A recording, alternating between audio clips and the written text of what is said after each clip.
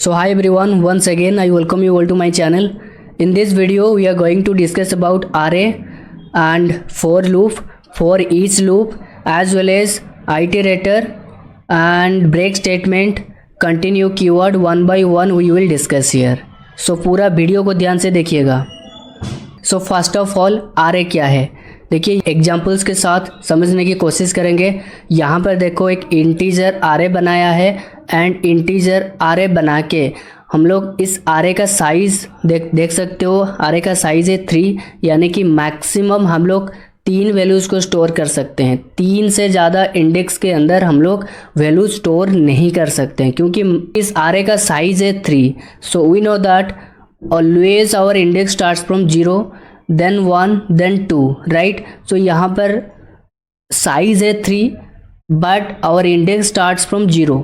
सो तो सिंपली यहाँ पर आप x को प्रिंट कर लोगे, देन यह हमें देगा एक एड्रेस. अगर आपको इस आरे का लेंथ फेच करना है, यानी कि ये जो x आरे है, आरे के अंदर कितना इंडेक्स है आपको फेच करना है, राइट?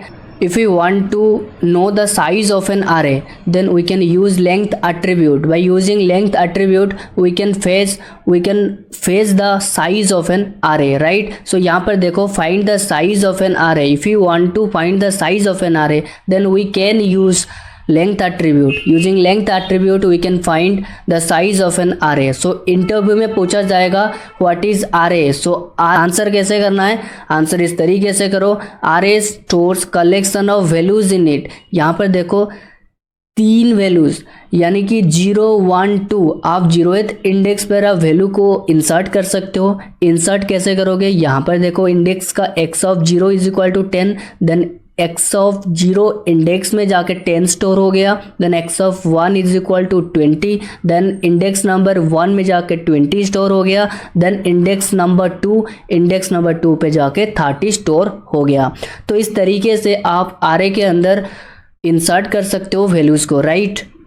अगर आप x of 3 is equal to कुछ वैल्यू को इंसर्ट करना चाहोगे तो आप इंसर्ट नहीं कर सकते, क्योंकि array index out of bounds exception करके एक एक्सेप्शन आएगा कि आपका साइज एक्सीड हो गया है, तो आप यहाँ पर x ऑफ 3 को इंसर्ट नहीं कर सकते. So this was all about array. Now discuss करेंगे फॉर लूप. सबसे पहले तो मुझे ये बताओ फॉर लूप का सिंटैक्स क्या है. सबसे पहले तो फॉर कीवर्ड यूज़ करना है. फॉर कीवर्ड यूज़ करने के बाद एक काउंटर वेरिएबल से इनिशियलाइज करना पड़ता है, इनिशियलाइजेशन, देन कंडीशन, देन यहाँ पर अपडेशन. आपको जो भी कोड एग्जीक्यूट करना होता है तो आप फॉर लूप के अंदर यहाँ पर आप लिखते हो, right?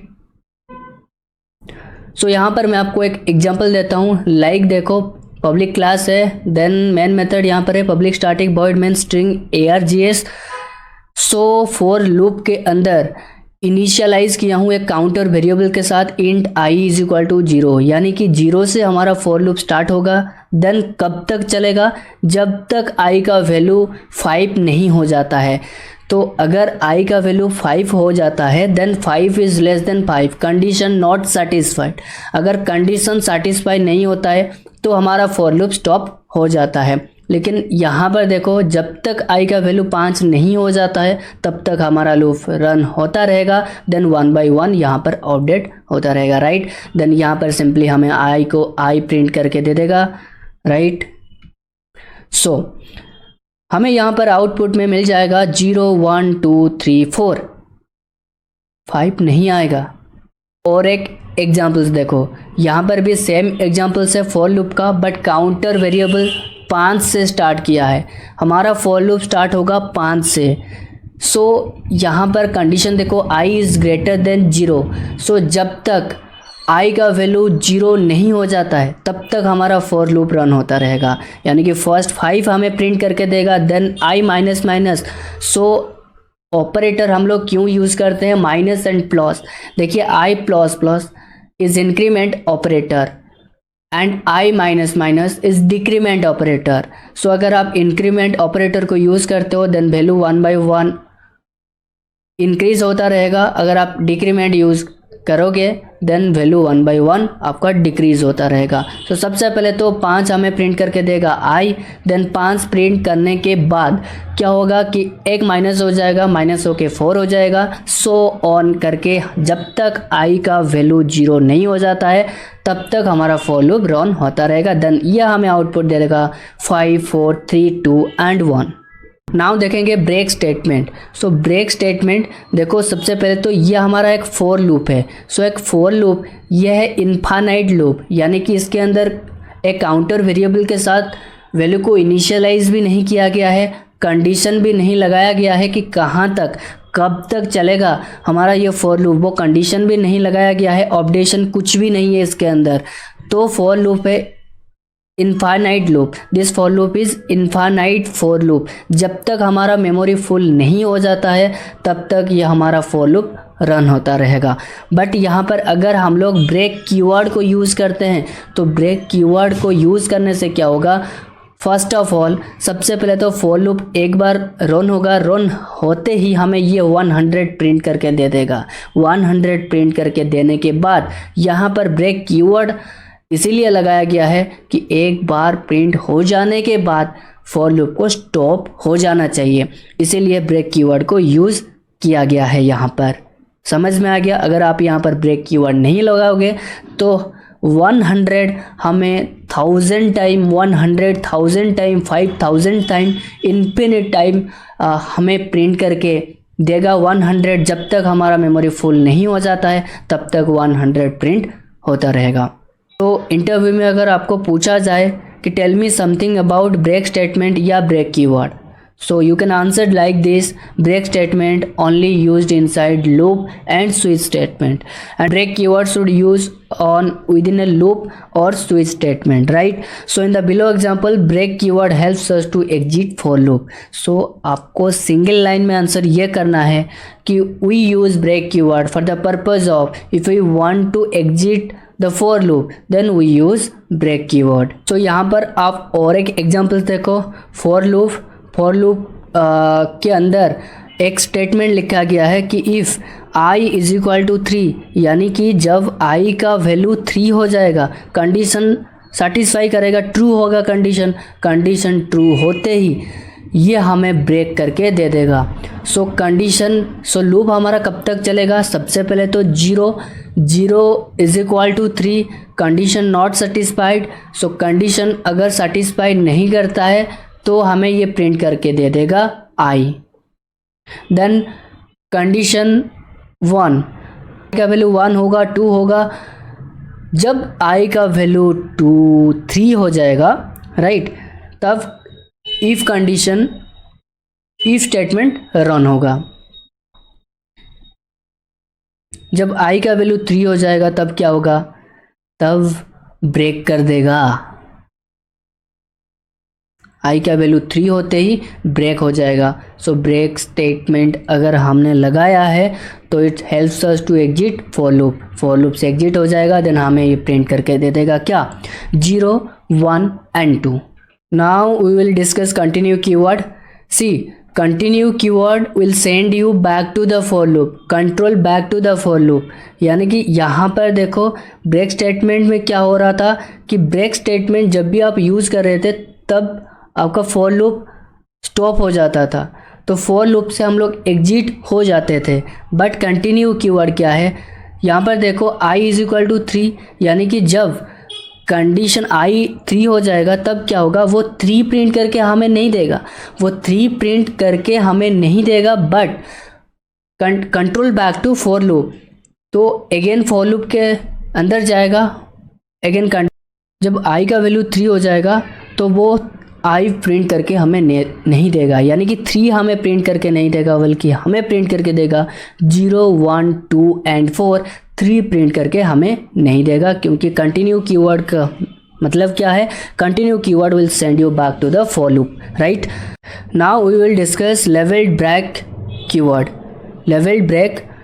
Right. So labelled break keyword क्या है, we can apply on the block you want.